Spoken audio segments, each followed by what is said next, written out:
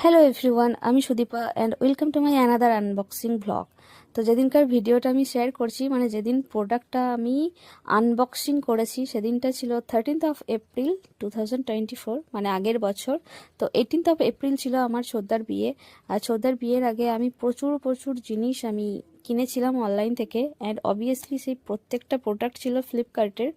তো এটা ছিল ওপেন বক্স ডেলিভারি। একটা ঘড়ি ছিল, ঘড়িটা ছিল অসাধারণ সুন্দর, তোমরা দেখলেই বুঝতে পারবে।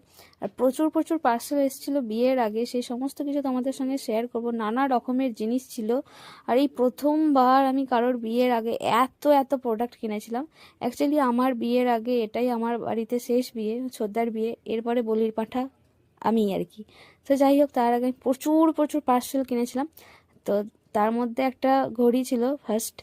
তো এই ঘড়িটার সাথে এই একটা কি যন্ত্র দিয়েছিল, জানি না এটা কি। যদিও একটা পার্সেলও আমার নিজের টাকাই নয়, কেউ আমাকে গিফট দিয়েছিল, তবে কে সেটা আমি বলবো না। তো ঘড়িটা অসম্ভব সুন্দর ছিল, তবে ঘড়িটার অনেক দাম ছিল। আরও একটা ঘড়ি অর্ডার দেওয়া হয়েছিল, সেই ঘড়িটাই আমি নিয়েছিলাম। যেহেতু আমার নিজের টাকাই নয়, তাই জন্য আমি এত দামি ঘড়িটা নিইনি, কম দামি ঘড়িটাই নিয়েছিলাম। যে দিয়েছে তাকে অনেক অনেক ধন্যবাদ, যদিও তাকে ধন্যবাদ দিলেও কম বলা হবে। তবে তোমরা জানিও ঘড়িটা কেমন ছিল। রাধে রাধে।